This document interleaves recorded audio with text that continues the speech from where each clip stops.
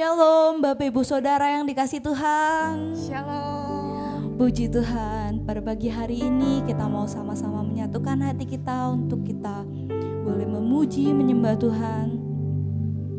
Karena Tuhan telah melimpahkan kasih-Nya dan berkat-Nya dalam hidup kita. Oleh sebab itu saat ini saya mau mengajak Bapak Ibu Saudara untuk kita mau menyembah Tuhan. Kita mau meninggikan Tuhan. Kita mau mengungkapkan rasa syukur kita karena Tuhan telah baik. Terima kasih Tuhan Yesus. Haleluya. Kami mau sembah Engkau Tuhan, karena Engkau baik. Kau baik Tuhan. Kasih-Mu kekal selamanya. Kami mau sembah.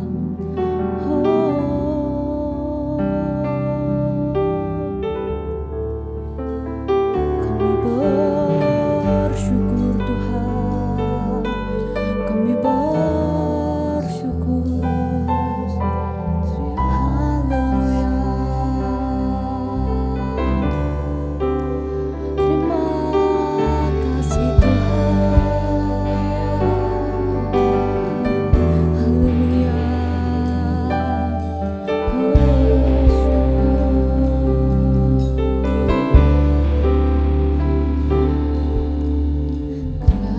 Kasih-Mu tiada bertepi, hati-Mu tak terselami. Betapa baiknya Engkau, ku bersyukur padamu. Perkenanan-Mu ya Tuhan, nyata di dalam hidupku. Sungguh Kau yang termulia, jiwaku pun menyembah. Ku angkat hatiku, tinggikan nama-Mu, karena Yesus Kau anugerah terbesar. Ku naikkan syukurku untuk kemurahan-Mu. Hanya Yesus Kau anugerah terbesar. Bapak Ibu Saudara, saya undang untuk kita bisa bangkit berdiri. Kasih-Mu tiada bertepi,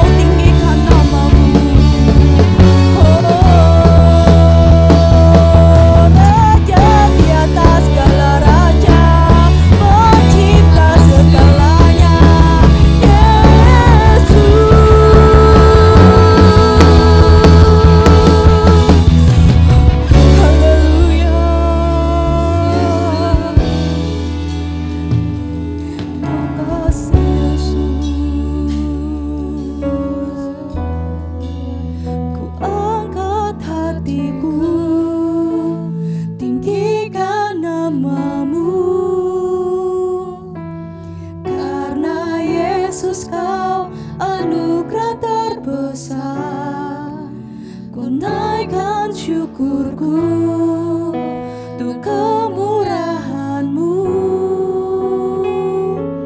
Hanya Yesus Kau anugerah terbesar. Ku angkat hatiku, tinggikan nama-Mu. Hanya Yesus Kau anugerah terbesar. Ku naikkan syukurku untuk kemurahan-Mu. Hanya Yesus Kau anugerah terbesar. Ku angkat hatiku, tinggikan nama-Mu. Karena Yesus Kau anugerah terbesar. Ku naikkan syukurku untuk kemurahan-Mu. Hanya Yesus Kau anugerah terbesar. Hanya Yesus Kau anugerah terbesar. Hanya Yesus Kau anugerah terbesar. Berikan sorak-sorai kemuliaan bagi Tuhan. Haleluya. Terima kasih Tuhan Yesus. Saat ini Tuhan kami mau memuji menyembah Engkau lebih lagi Tuhan Yesus. Bertahta atas setiap kami Tuhan Yesus. Terima kasih Bapa. Dalam nama Tuhan Yesus kami sudah berdoa dan mengucap syukur. Sama-sama katakan amin. Shalom Bapak Ibu Saudara yang dikasih Tuhan. Shalom. Puji Tuhan. Siapa yang hari ini siap untuk memuji bersorak-sorai bagi Tuhan, boleh lambaikan tangannya. Siapa yang siap untuk menerima berkat dari Tuhan, kita mau sama-sama nyanyikan lagu ini.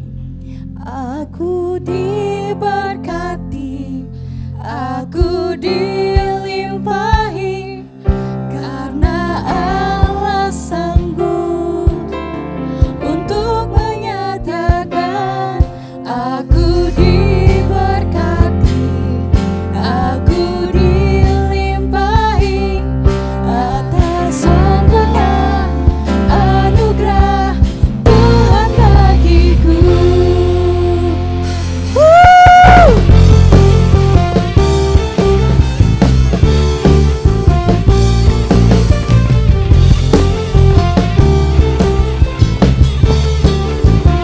Kita mau nyanyikan dengan iman. Kasih setiamu nyata bagiku, hikmat kebajikan tersedia bagiku. Sebab Allah sanggup limpahkan segalanya,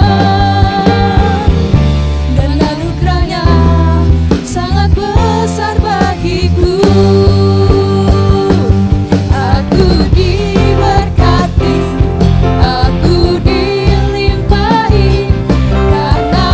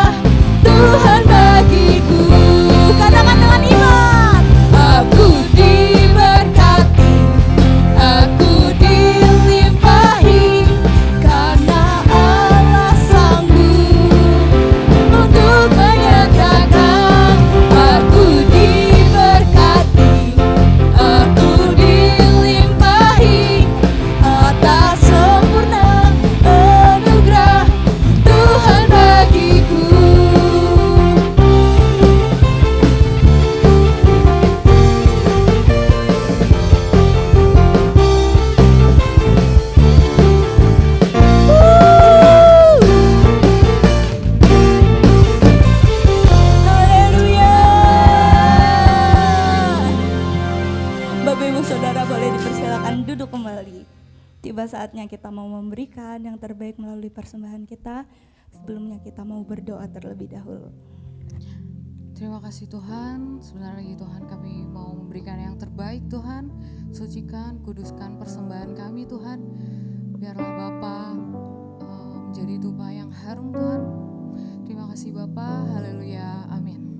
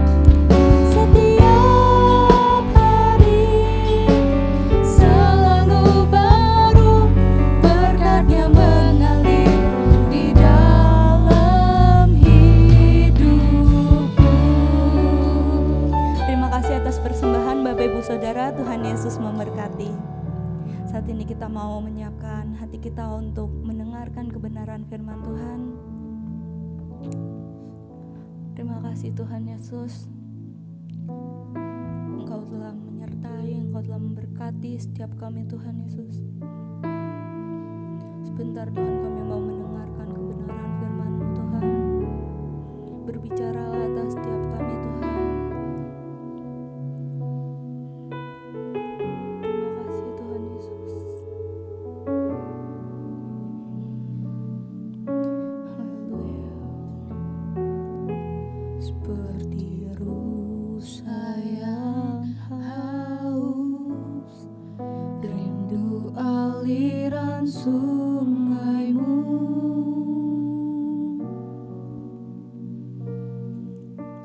Hatiku tak tahan menunggu-Mu.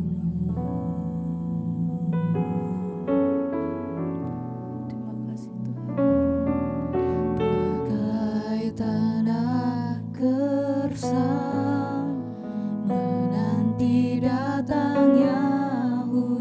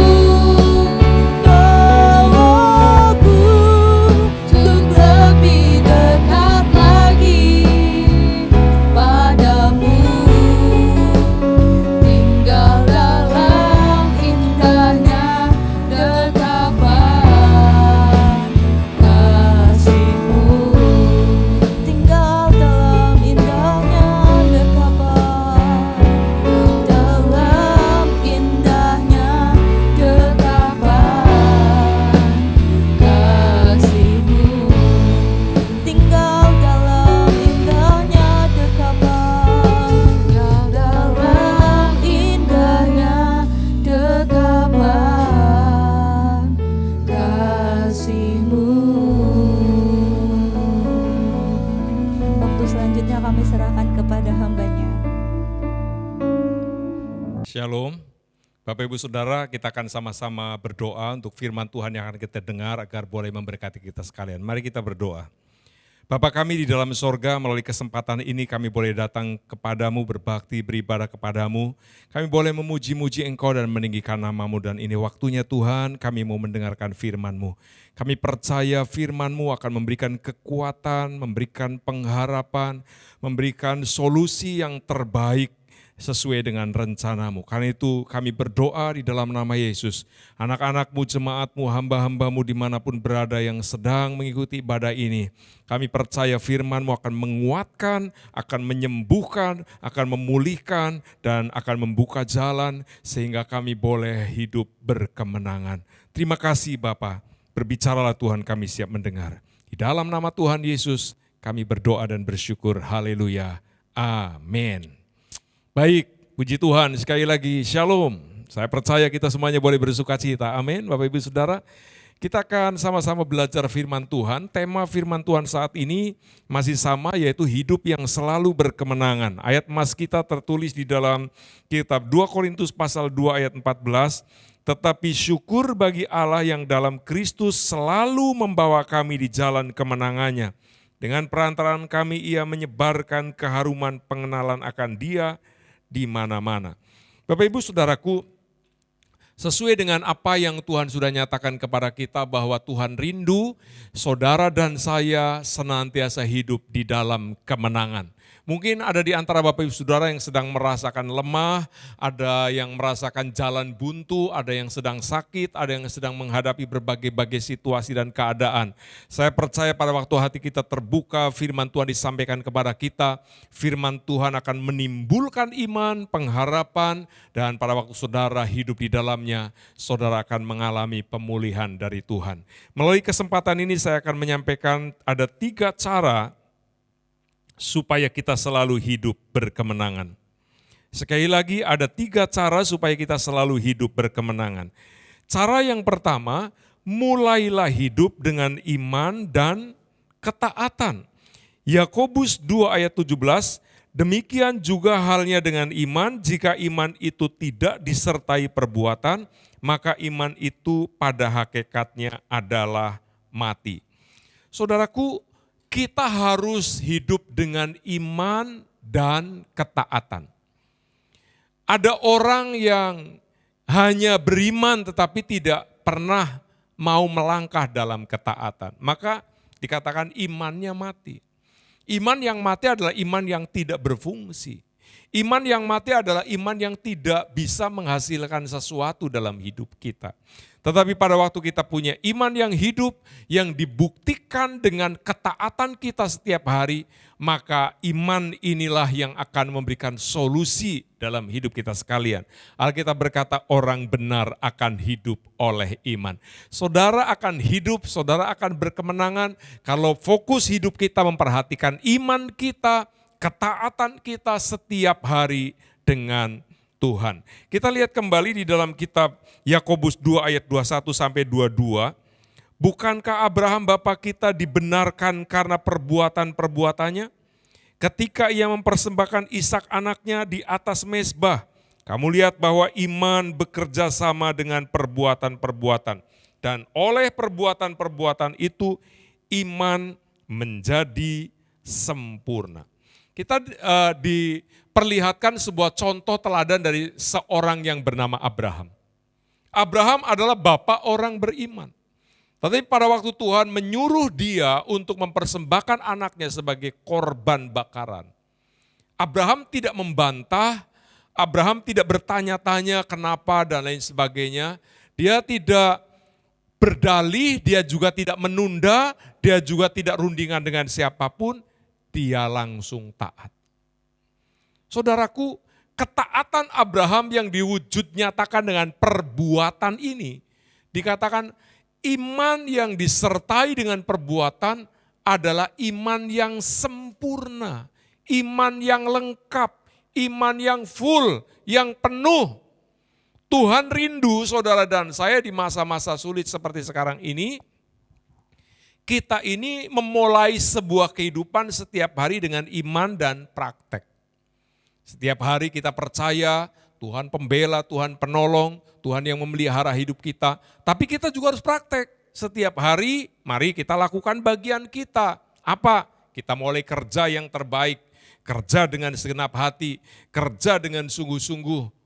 Saudaraku, kita nggak boleh hanya melamun di rumah dan kita menganggap diri kita ini sudah beriman. Memang kelihatannya orang beriman itu seperti pasif karena iman itu bekerjanya di dalam hati kita.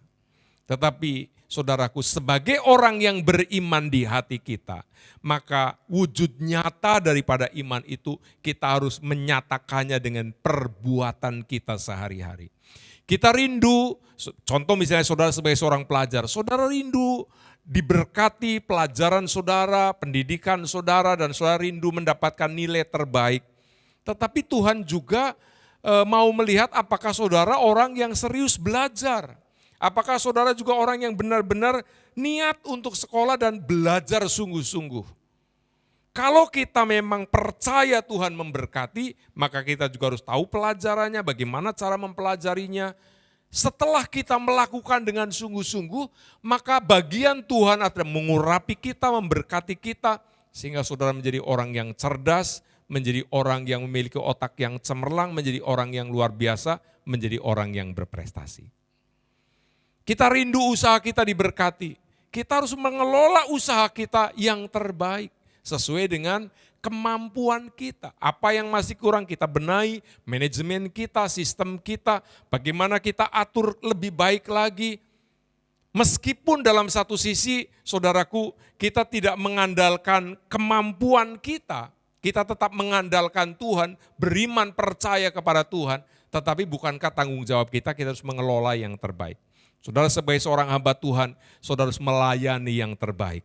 Saudara sebagai seorang pengusaha bekerja mengelola usaha terbaik. Saudara sebagai seorang karyawan bekerja yang terbaik. Saudara sebagai apapun kita harus melakukan bagian kita. Ya. Yang penting bagaimana kita tetap sungguh-sungguh dengan Tuhan. Kita percaya dengan Tuhan. Apa yang dikatakan oleh Tuhan, kita renungkan, kita percaya, kita perkataan, kita lakukan. Intinya iman dan ketaatan itu dua hal yang tidak bisa dipisahkan. Saudara pengen menuai, syaratnya ada. Saudara harus percaya, tetapi saudara juga harus menabur. Amin, saudara. Ya, kalau kita pengen menuai tetapi kita tidak pernah menabur, apa dasarnya kita menuai? Setiap orang yang mau menuai dia harus menabur. Setiap orang yang mau mendapatkan upah dia harus bekerja. Karena itu Tuhan mau memberikan dua macam berkat, baik berkat kekal masuk sorga, itu diberikan sebagai kasih karunia.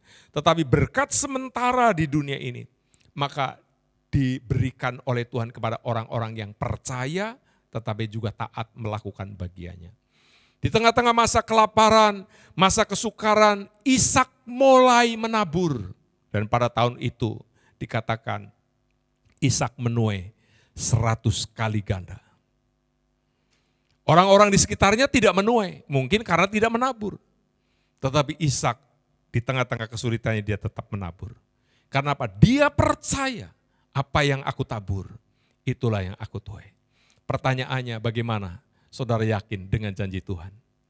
Terus bagaimana saudara dengan praktek merealisasikan ketaatan kita kepada Tuhan?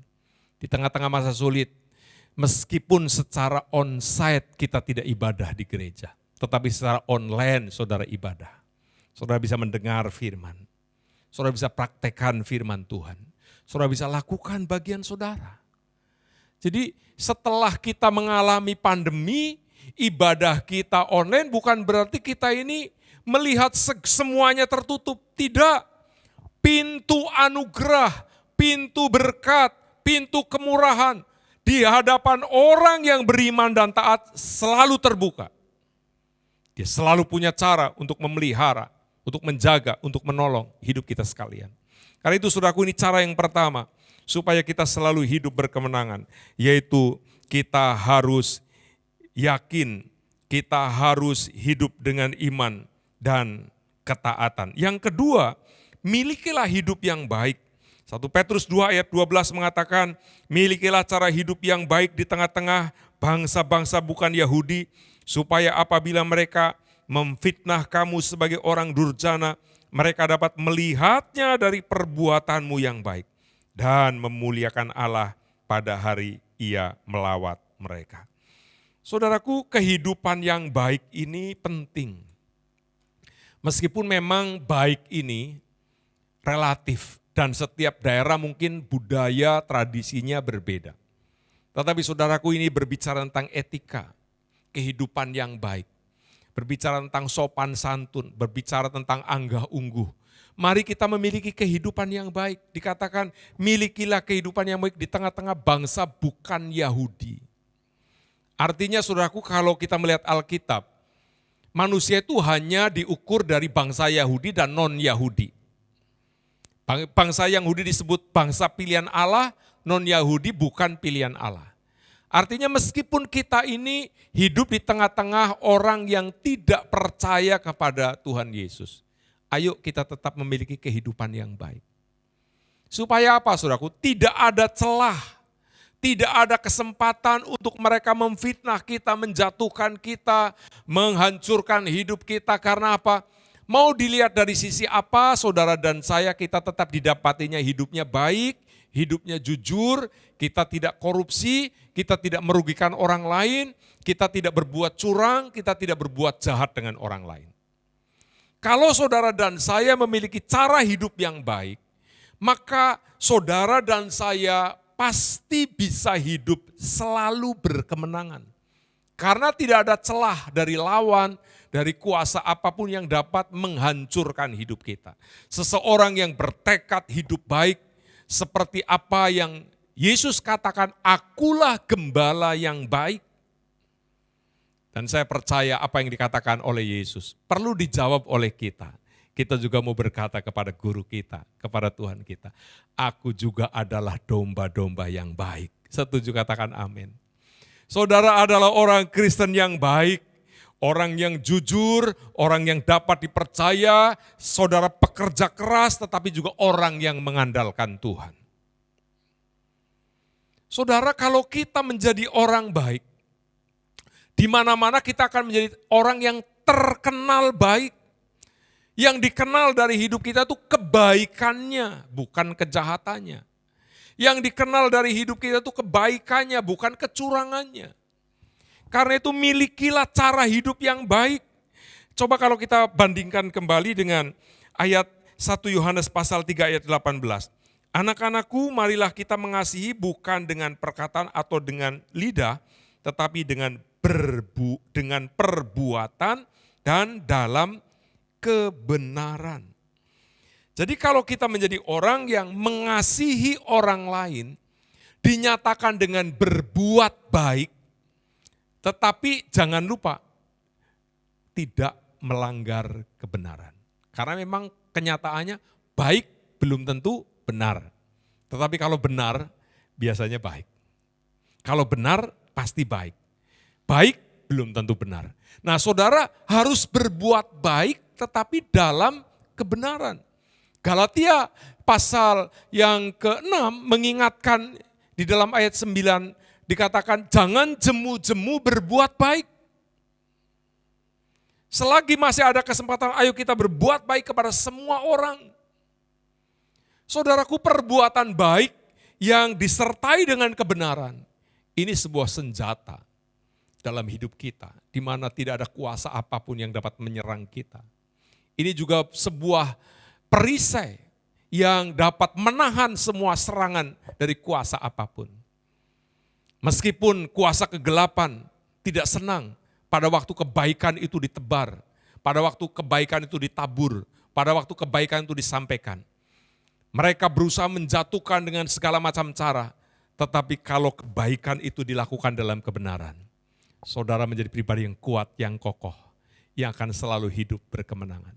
Saudaraku, pastikan hidup kita, keluarga kita, usaha kita, pelayanan kita, pengabdian kita di tengah-tengah masyarakat, saudaraku akan selalu bersinar, akan selalu menjadi berkat dan akan selalu mendatangkan kemuliaan bagi nama Tuhan. Tuhan kita dipuji, ditinggikan kalau kita sedang melakukan hal-hal yang baik dan benar. Yang ketiga, yang terakhir yang akan saya sampaikan, Bagaimana kita boleh hidup yang selalu berkemenangan. Maka kita harus hidup dengan hati nurani yang murni. 1 Timotius 1 ayat 18 dan 19. Tugas ini kuberikan kepadamu Timotius anakku, sesuai dengan apa yang telah dinubuatkan tentang dirimu, supaya dikuatkan oleh nubuat itu engkau memperjuangkan perjuangan yang baik dengan iman dan hati nurani yang murni. Beberapa orang telah menolak hati nuraninya yang murni itu, dan karena itu kandaslah iman mereka. Saudaraku, kita melihat pada waktu Rasul Paulus memberikan sebuah tugas pelayanan kepada anak rohaninya yaitu Timotius. Maka Rasul Paulus mengingatkan bahwa sebuah pelayanan yang baik. Namanya melayani, mau melayani aja sudah baik, saudaraku. Namanya berkorban, mau berkorban itu sudah baik. Namanya ibadah, sudah beribadah itu sudah baik. Tetapi dikatakan harus disertai dengan hati nurani yang murni. Artinya apa? Di dalamnya tidak ada motivasi terselubung. Bagaimana saudara aktif ibadah? Ada motivasi lain enggak? Atau motivasinya khusus murni, aku hanya mau beribadah kepada Tuhan. Aku hanya mau memuji, menyembah Tuhan. Aku hanya mau mendengarkan firman Tuhan. Saudara berkorban, nurani saudara murni enggak? Kalau kita memberi, kita berkorban, apakah ada unsur ingin dipuji, ingin terkenal, ingin dihargai, dihormati, suaranya didengar, pendapatnya didengar, dan lain sebagainya. Kalau itu motivasi terselubung ada pada kita, tinggalkan. Karena tidak usah ada motivasi sekalipun. Kalau hidup kita bermutu dan bernurani yang murni, saudara, pujian, penghormatan itu akan datang sendirinya. Tuhan bisa pakai siapapun orang untuk mengacungkan jempol, memberikan tanda prestasi kepada kita. Meskipun itu bukan tujuan kita. Orang-orang yang memiliki hati nurani yang murni, semua yang dilakukan itu tulus, ikhlas, senang, rela, yang terbaik. Motivasinya apa? Aku rindu menyenangkan hati Tuhan. Aku rindu mempermuliakan Tuhan. Aku rindu nama Yesus diagungkan dan ditinggikan. Aku rindu bahwa segala sesuatu dari Dia, oleh Dia, kepada Dia, bagi Dia kemuliaan untuk selama-lamanya. Karena apa? Fokus hidupnya orang yang hati nuraninya murni adalah bukan aku, bukan diri kita. Tetapi fokus hidupnya bagaimana nama Tuhan diagungkan, banyak orang diberkati dan diselamatkan. Saudaraku, inilah sebuah kehidupan yang memiliki hati nurani yang murni. Sekali lagi, kualitas hidup seseorang tidak diukur dari penampilannya, tidak diukur dari senior atau junior, sudah lama atau masih baru, tetapi diukur dari seberapa murni hati kita. Karena itu Bapak Ibu Saudara yang melayani Tuhan, yang mengiring Tuhan, yang berbakti kepada Tuhan, saudara yang berkorban, saudara yang melakukan apa saja, yang mengatasnamakan nama Tuhan, mari kita cek diri kita masing-masing, apakah kita sudah melakukan dengan hati nurani yang murni. Kalau saudara dan saya kita bisa menjaga hati nurani kita tetap murni, saudara adalah orang hebat, orang kuat. Saudara pasti selalu hidup berkemenangan di dalam Yesus Kristus. Ayat terakhir yang akan saya sampaikan dari Kisah Rasul 24 ayat 16. Sebab itu aku senantiasa berusaha untuk hidup dengan hati nurani yang murni di hadapan Allah dan manusia. Jadi Rasul Paulus juga berjuang untuk menjaga hati nuraninya sendiri agar tetap murni. Pada waktu dihujat dia tetap murni, pada waktu dipuji-puji orang dia tetap murni, pada waktu menghadapi kesulitan ekonomi dia tetap murni, pada waktu menghadapi kelimpahan dia tetap murni. Dan dia menjaga hati nurani yang murni itu di hadapan Allah, juga di hadapan manusia. Saudaraku, Tuhan yang tahu hati kita, tetapi jangan lupa sesama kita juga tahu. Dari apa? Dari sikap kita. Karena itu orang-orang yang memiliki hati nurani yang murni adalah orang yang selalu berkata, semuanya dari Tuhan. Segala pujian bagi Tuhan. Orang yang seringkali berkata saya berjuang, saya begini. Dan terus ada spirit meninggikan diri sendiri, ada spirit mencari pujian bagi diri sendiri. Ini tanda-tanda orang yang nuraninya tidak murni. Tetapi pada waktu kita sudah melakukan segala sesuatu, kita berkata puji Tuhan, ini berhasil karena anugerah Tuhan. Ini berhasil karena pekerjaan kita bersama. Ini berhasil karena anugerah Tuhan yang dilakukan kita bersama-sama. Gereja kita maju karena kita bersama-sama maju. Gereja kita berkembang karena kita semua melayani Tuhan dengan baik, dengan kompak. Jadi baik hamba Tuhan yang melayani maupun jemaat yang dilayani, semua merasakan bahwa semua kasih karunia yang Tuhan dilimpahkan kepada kita itu, saudaraku, mendatangkan kebaikan dan kita semuanya tidak ada yang merasa berjasa. Aku yang paling, enggak ada yang merasa begitu. Tetapi ini semuanya karena Tuhan. Kita semuanya telah kompak melakukannya. Sehingga anugerah Tuhan semakin limpah. Saya percaya kalau kita bisa menjaga hati nurani kita baik, saudaraku, sampai pada akhirnya kita akan bertanggung jawab di hadapan Tuhan. Tuhan yang memeriksa hati kita, yang menjaga hati kita dan melihat kemurnian ketulusan hati kita. Dia yang berkata kepada kita sekalian, hambaku yang baik, engkau yang baik dan setia. Ayo ikut dalam kebahagiaan bersama dengan Tuhanmu. Kita akan bersuka cita, kita akan mengalami kemenangan, kita akan selalu merasakan anugerah demi anugerah, kemurahan demi kemurahan. Amin. Tuhan Yesus memberkati kita sekalian. Mari kita berdoa, bila firman Tuhan boleh terus menguatkan kita. Bapa kami di dalam sorga, kami bersyukur kesempatan saat ini kami boleh diingatkan kembali tentang 3 cara bagaimana kami boleh hidup di dalam kemenangan. Kami percaya Tuhan, firman-Mu memberkati kami. Kalau ada di antara kami anak-anak-Mu yang sedang lemah, kami percaya firman-Mu menguatkan kami. Kalau ada yang sedang sakit di dalam nama Yesus, anak-anak-Mu yang sedang sakit, kuasa bilur-bilur Yesus menyembuhkan. Di dalam nama Yesus, terima mujizat, terima kesembuhan. Engkau saat ini pulih, engkau saat ini sehat, engkau saat ini sembuh. Sakit, penyakit, dan kelemahan sudah dihancurkan kuasanya. Engkau akan hidup di dalam kemenangan dan engkau tidak akan pernah kalah, engkau tidak akan pernah jatuh. Tuhan yang memberikan kemenangan dalam hidupmu. Terima kasih Bapa, kami beruntuk bangsa kami, bangsa Indonesia. Kami mau nyatakan shalom Indonesia. Indonesia engkau diberkati oleh Tuhan. Presiden, wakil, dan seluruh jajaran pemerintah dari pusat sampai daerah diberkati, diberi hikmat kebijaksanaan untuk memimpin negeri ini dengan baik dan benar. Kami berdoa di dalam nama Yesus, pandemi COVID-19 kami tolak dari bumi Indonesia. Kami hancurkan kuasanya. Di dalam nama Yesus Kristus, kuasa bilur-bilur Yesus menyembuhkan negeri ini, memulihkan kesehatan negeri ini.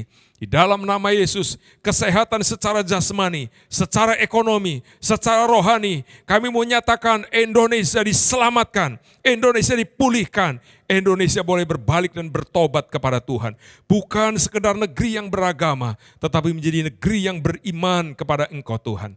Terima kasih, sebentar kami akan mengakhiri ibadah saat ini, kami percaya anugerah Tuhan limpah dalam hidup kami. Kami mengangkat kedua belah tangan kami, tengadahkan wajah kami. Bapak Ibu Saudaraku dikasihi Tuhan, terimalah berkat. Berkat damai sejahtera dari Allah Bapa, kasih sayang dari Tuhan Yesus. Persekutuan dan pengurapan yang berlimpah-limpah turun dalam hidupmu. Diberkatilah engkau, diberkatilah keluargamu, diberkatilah kesehatanmu, pendidikanmu, ekonomimu. Dimanapun kau berada, tangan Tuhan selalu menopang. Apapun yang dikerjakan selalu dibuat Tuhan berhasil. Hari ini sampai selama-lamanya Tuhan memberkati engkau. Haleluya. Amin. Tuhan Yesus memberkati.